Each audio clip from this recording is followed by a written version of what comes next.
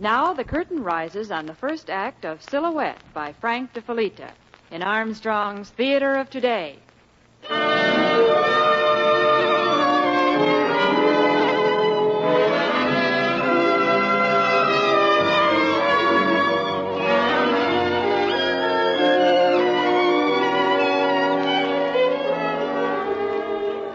There's a dignified old mansion in the heart of New York City which houses the Actors Club.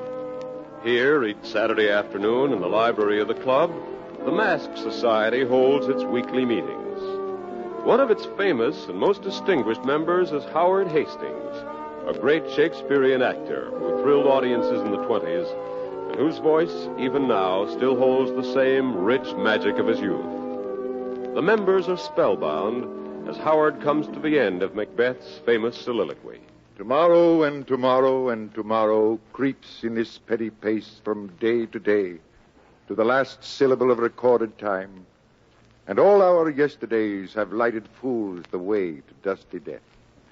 Out, out, brief candle, life's but a walking shadow, a poor player that struts and frets his hour upon the stage, and then is heard no more.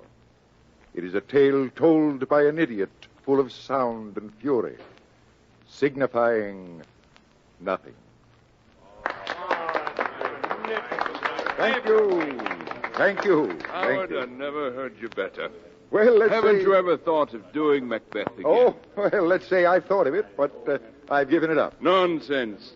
In fact, it would be a wonderful vehicle to return in. Just think, Howard Hastings and Macbeth. My, that would be a great night. Bless you, Ben, but no. My day is past.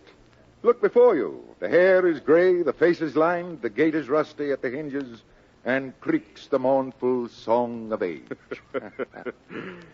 By the way, I've tickets for Shep's opening tonight. I'll bet you're proud of that boy of yours. His first leading role, isn't it? Yes, indeed. Shep's come on wonderfully these past years, from walk-ons and small bits to better and better parts. And now this first big role. He's certainly a credit to both you and Helen. Helen wears an expression of constant amazement. Oh, Howard, it looks like you're wanted on the telephone. Oh, excuse me, Ben. I'll see you later. Yes, of course. Oh, Willie, I'll take my call on this line, if you please. Yes?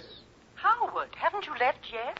You'll be late for Shep's dress Oh, rehearsal. my goodness. Forgive me, darling. I lost complete track of the time. Of course you did.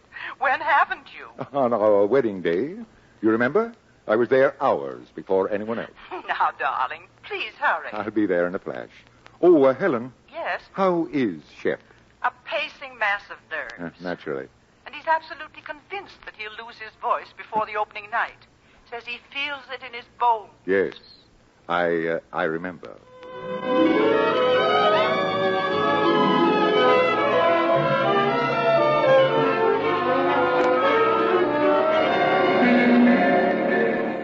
Taxi! Taxi! Excuse me, sir, but could you spare a little change? Why, Howard Hastings, John Fleming. But no, it's impossible. I'm sorry to say, Howard, that nothing's impossible. My dear fellow, forgive me. I didn't mean John, I don't understand. Howard, please don't concern yourself. Concern myself? Why? Look, John, there's a little restaurant down the street. We can talk there. No, please don't bother. You must be very busy. Bother? Why, I was just on my way to lunch, John. Really? Of course. You always were a most convincing actor, Howard. Nonsense. Now, come along. Come along. My, but it's good to see you again, John. There are so many things that...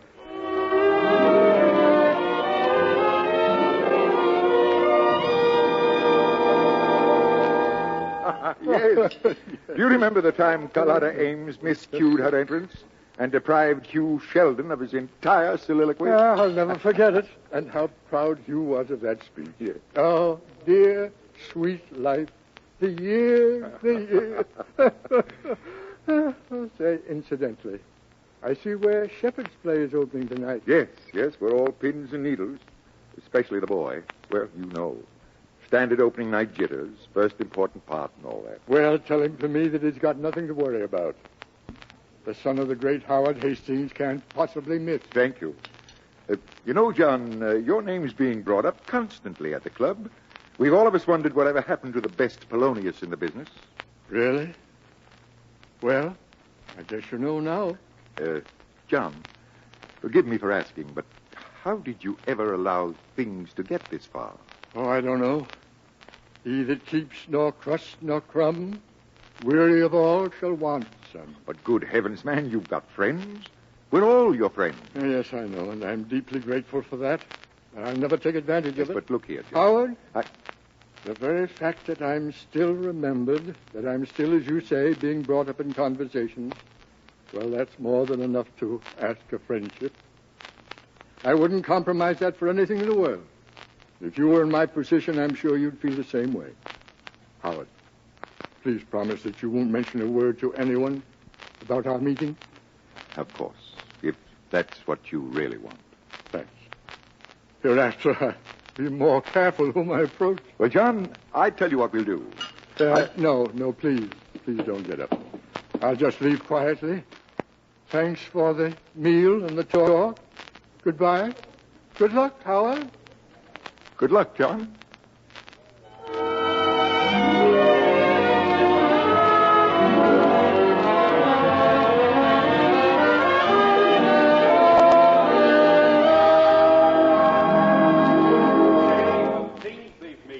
Hello, darling. Howard, where have you been? The dress rehearsal's practically over. They've been... Well, what's the matter, dear? You look as if you'd seen a ghost. Do I? Shh. Here's Shep's final entrance. How's it been going? Fine. 30 line fluffs and 8 miscues. Oh. Then Shep developed a fit of coughing right in the middle of the second act love scene. Splendid. That should absolutely guarantee a perfect performance tonight.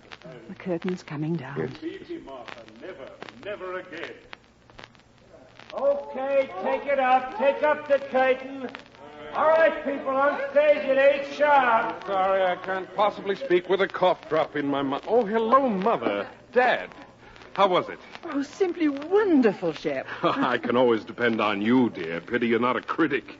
Well, Dad? I'm sorry, Shep. I only just got here a moment ago. Oh. Although I will say your last entrance seemed a bit ragged. Oh, really? I'd wondered about that. What would you suggest, Dad? Well, I'd stand straighter if I were you. You know, great dignity, strength. But he's been accused of a terrible crime. Of which he is innocent. Remember that. He's innocent. And the audience knows it. Well, wouldn't it be kind of corny, Dad? I mean, the strength and dignity thing, that went out with the 20-cent talkies, didn't it? You really think so? And look, couldn't we continue this discussion over thick steak, fellas? You bet, Mom. I'll get the makeup off my face. And I'll just tag along to see that you don't get sidetracked. Fine. Oh, say, Dad, I nearly forgot. See that girl across the stage? The one chatting with Max? Yes, that's her. Well, her name is Janet Martin. She's from some newspaper or other doing a feature on tonight's opening. She, doesn't know much about the theater, so I kind of promised her an hour after the dress. Well, why not invite her along for a bite, dear? Well, if you wouldn't mind, that'd be great. Anything, just so long as we eat. Why don't you go fetch her, Dad, huh? Mom and I will join you in a second. Fine, son. Oh, watch your step, Mr. Hastings. Oh, hello, Sam. What on earth is that? A hydraulic elevator. Oh, I don't know, sir. There are more darn gadgets in the theater today. When I first started out to be a stagehand, we did our own carrying. Now they got elevators. Not like it used to be in your time, sir. No, I guess not. Oh, excuse me. Yes? Miss Martin? Yes, I'm Janet. Wait. Don't tell me. I know who you are. Oh, you do? Well, how very flattering. Always nice to be recognized. Same brow, same eyes, same mouth. You're Shep Hastings' father, right? Yes, Miss Martin, you're right. I'm Shep Hastings' father.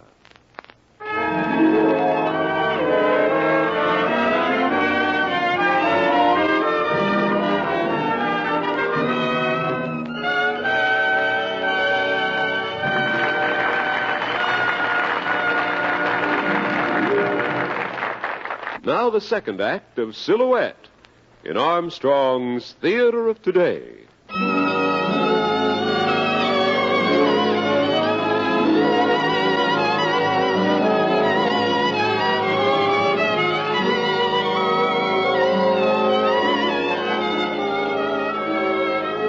A half hour later, Howard, Helen, Shep, and Miss Martin are sitting in a booth in a small Italian restaurant just around the corner from the theater. Helen, Shep, and Miss Martin sit over enormous steaks, while Howard sips coffee and listens somewhat wistfully to his son, Shep, as he discusses the play with Miss Martin. And then at that precise moment, the curtain descends. Oh, my, it sounds thrilling. Well, we hope the critics feel the same way. You see, Miss Martin, we're trying to do something really different this time. Oh, you are indeed, and I'm sure you haven't got a thing to worry about. Oh. Why, the whole idea is breathtaking. Don't you agree, Mr. Hastings? It's different. Oh, portrait of a delighted father, modestly containing his exuberance. Oh, but from the expression on Mrs. Hastings' face, I can see that she is just as excited as I am. I'll admit it, young lady. Of course you do. And in his own male, sober way, so does Mr. Hastings. Oh, and I don't wonder. Why, you both must be pleased and proud as punch having an actor in the family. Oh, wait a second. You've got your wires crossed, Miss Martin. It's Mom and I who are the proud ones about having the actor in the family. What? Oh, come now. Don't tell me you've never heard of Howard Hastings, the great Shakespearean actor. You mean your father? Oh, my goodness, but of course, but how utterly idiotic of me. Now, you told me you were green about the theater, but honestly, I had no idea anyone was that green. Oh, of course. Oh, Janet Martin, you poor simpering rube. Oh, Mr. Hastings, please forgive me. Of course I've heard of you and know of you. Well, who doesn't? Why, all afternoon the name I kept... Miss Martin, there's no need. I quite understand. After all, it has been years since I retired from the stage. Oh, but how downright stupid of me not to have recognized you at once. Why, you were my mother's favorite actor. Dad and Mom saw you do Lear on their honeymoon, and it's been the subject of their breakfast conversation ever since. Okay, you're forgiven. Oh, but I'm not. That's not true. Why, look at Mr. Hastings. He's absolutely scowling at me, and I can't say that I blame him. Oh, nonsense. Of course I'm not scowling, my dear. But now, if you'll all excuse me, I think I'll walk back to the apartment. Shall I go with you, dear? No. You finish your dessert. I'll see you later. Howard, is anything the matter? No, of course not. I'm just a little tired. It's been quite a day. All right, dear. Goodbye, Miss Martin. Oh, goodbye, sir, and do forgive me. Shep? See you at the theater, Dad. Oh, my, I'll bet he's angry with me. Oh, not at all. Dad hates to be recognized. Mom, Yes, Shepard? is something the matter with Dad? Oh, I don't think so. What makes you ask? Oh, I don't know. Tonight, for the first time, I suddenly noticed he seems kind of tired and... And? I don't know. I was going to say old.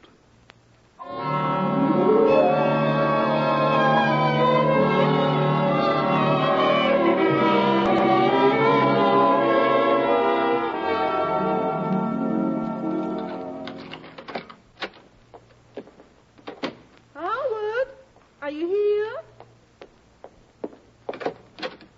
Howard? Howard, is that you? Yes, Helen? Why are you sitting in the dark, dear? Please, don't turn on the light. Oh, no, of course not. Darling, what's the matter? Nothing really. I've just been sitting and thinking. In the dark? Oh, yes. Everything becomes crystal clear in the dark. There is something wrong. Perhaps. But it's not very novel. It's just that today I suddenly realized how old and useless I've become. Howard, what are you saying? I've been sitting here and looking back upon my life and wondering, what has it all been for? What have I accomplished? I've been trying to convince myself that it all has been a waste of time. But Howard, you know it has. You know, I even went so far as to liken myself to a bottle of old rare wine that improves and becomes still rarer with age. But that doesn't hold. Because, you see, even rare wine must be drunk, and then there's nothing left but the empty bottle. What about the memory of the wine? Don't forget the lovely memory, Howard. Yes, the memory. It's important to be remembered. At the end, it's all we've got. Lose that, and we've lost everything. Age with his stealing steps hath clawed me in his clutch, hath shipped me into the land as if I'd never been much. How horrible. But Miss Martin upset you, didn't she? Yes, but not too much. You see, several things happened today, Helen. You know who I bumped into this morning? No. I met him quite by accident on the street on my way to the theater. He was begging. It was John Fleming. You do remember him, don't you? Only vaguely, but You see? Even you. Of course you remember John Fleming. He was the actor who played Polonius, Bardolph, the fool in Lear. Yes, of course. Now I remember. Oh, Howard, how terrible. Yes. He asked me not to mention my meeting him to anyone at the club. He said that being remembered in happier circumstances was the greatest gift he could ask of friendship. At the time, I thought him vain and foolish, but now I find myself agreeing with him completely. Helen, it's all we've got. During our brief moment in the spotlight, we scream and shout and try to make the loudest noises. And why?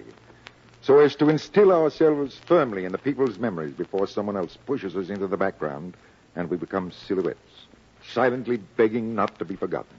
Our peace of mind depends upon people's memories. Oh, but, darling, you're not forgotten. You'll always be remembered. Really? Where? Yes.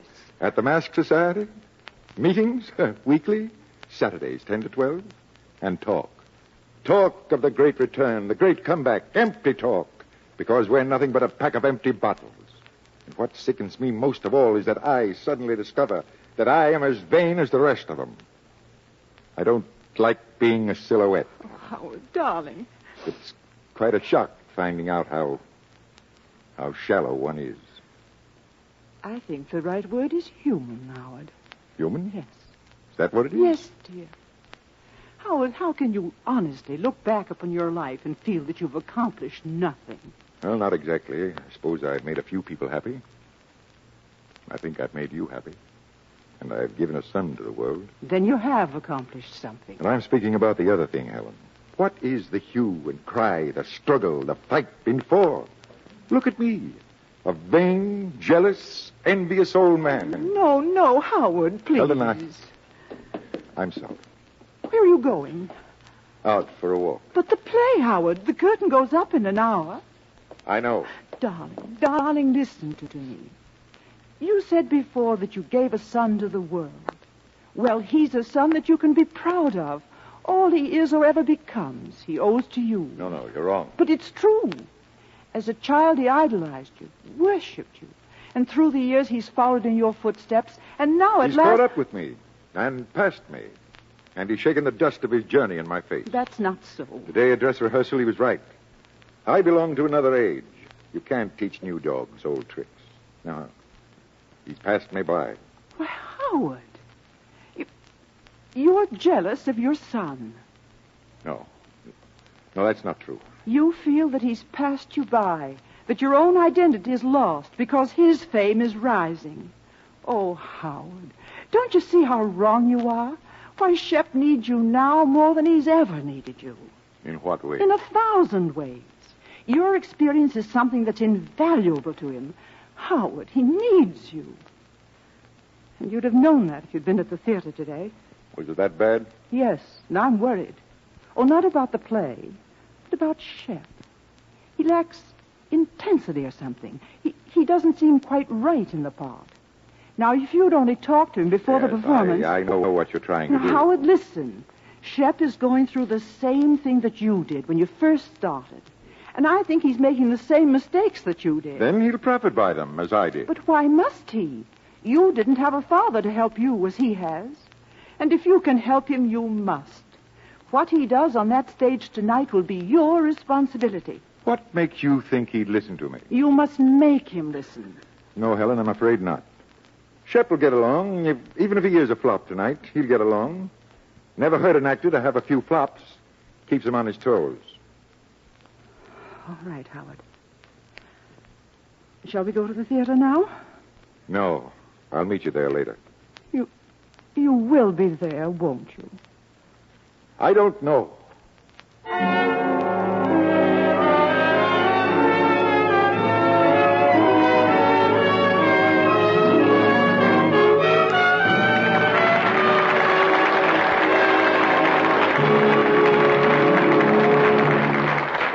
Now the curtain rises on the third act of Silhouette in Armstrong's Theater of Today.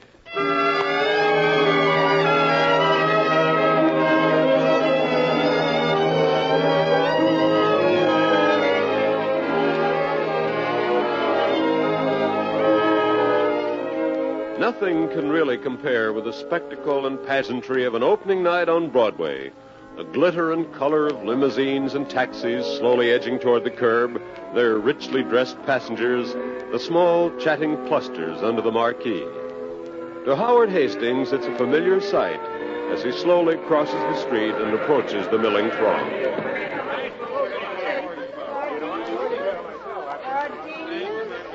Lovely gardenias. Oh, thank you, sir. Thank you. A gardenia?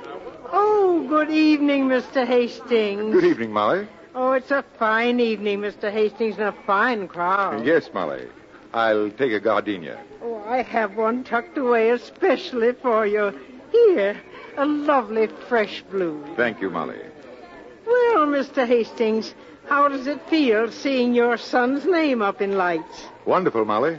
Why, only yesterday he was just a little shaver in knee pants attending your openings. And now look, his name's up in lights, and you're the one who's buying the gardenias. Here, Molly. You keep the change. Why, bless you, sir. Thank you. Gardenias? Lovely gardenias. Hello, Howard. Hello. Hey, good luck to Shep, Howard. Oh, thank you. Thank you. I'll tell him. Evening, Mr. Hastings. Oh, evening, Charlie. There's still 20 minutes till curtain, sir. I think I'll wander backstage. Oh, fine. Right, not red, Polly. Is it down? Whatever's standing in that fire, out of the way, bud. Huh? Excuse me. George, come back here. Yeah, Pop? How many times I told you not to go calling people Bud? This gentleman happens to be Mr. Howard Hastings. That's all right, Sam. It was my fault. I got in the lad's way. Well, makes no difference. His mother brought him up better than that. Oh, gee, I'm sorry, Mr. Hastings. Oh, that's all right, son. So, this is your boy, eh, Sam? Yes, sir. I'm trying to make a fly man out of him. See, Pop, look, Chet told me to get this sandbag in a hurry. All right, go on, take it to him. Hey, George, wait a minute. Well, what is it, Pop? That knot in the rope holding the sandbag. Did you tie that? Well, yeah, sure. You think it'll hold the weight, son? Well, of course, that's my best knot. I got it straight out of the manual book. You're positive, huh? Well, sure. Give me the rope. Oh, my foot. It fell right on my foot. Yeah, that's because the knot slipped. Better it fell on your foot than somebody's head. Now, how many times have I told you to double the loop on the cinch? Oh, gee, Pop, I guess I forgot. I'll do it right this time. You bet you will. You see, Mr. Hastings, we got to watch him every second. Seems like our job is never done. Yes. Yes, Sam, I see. Yeah. Excuse me, sir. Certainly. 15 minutes to curtain. 15 minutes to curtain, everyone. Well, Mr. Hastings, won't be long now, sir. Got your fingers crossed? No, Sam, not yet. Here, son, I'll give you a hand with that. Don't dab too hard, Mom. Oh, hi, Dad. Come to wish me well? Yes, Shep? Oh, Howard, I'm so glad you dropped by. Didn't you know I would? Oh, yes, darling, of course I did. Mom, the grease pencil, quick. There was much time. The grease pencil. Oh, here it is. Yes, thanks. Howard, darling, is that gardenia for me? Uh-huh. Molly's freshest bloom. It's beautiful. Say, you two had better hurry out front. I'm on the first scene, you know. Yes, do let's go, Howard. No, there are a few things I want to say to Shep first. It's kind of late for a chat, Dad. Kinda, but not too late. Hey, what goes? What are you driving at? I think I understand. All right, Howard. I'll be in my seat waiting. Good luck, Shep. Thank you. What's this all about? 10 minutes to curtain. Yes, thank you. 10 minutes to curtain. Son, do you think we can make a better actor out of you in 10 minutes? Oh, look, Dad, I know you mean well, but I've been listening to people You all haven't day. listened to me, son. And I've got some valuable things to tell you. Now, the most important thing I want you to remember is this. Before you ever walk onto that stage tonight, before you so much as say one single line...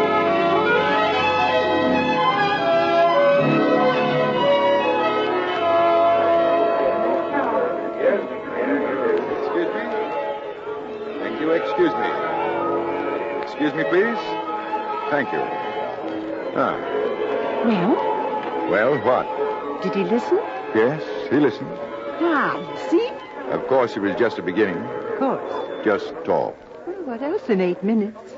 We'll have to watch him carefully tonight. Maybe before Monday night's performance, we might be able to actually do something. Oh, I'm sure of it, dear. You know, Helen, you got to watch 'em every second. Our job is really never done.